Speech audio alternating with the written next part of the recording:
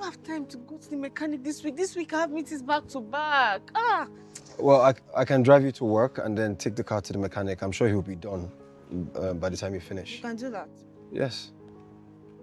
Okay, it's raining. Let's just go. Let's go. Sure, sure.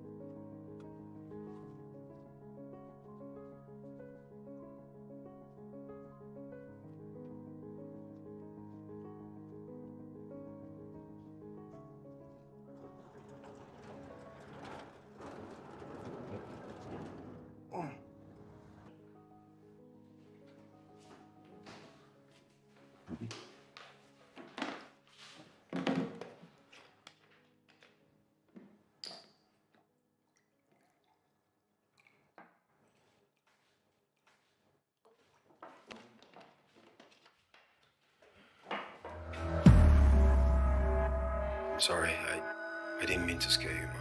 But you did. Why are you even walking around like a ghost? What do you want? Just wanted to take something from the fridge. I kept something here.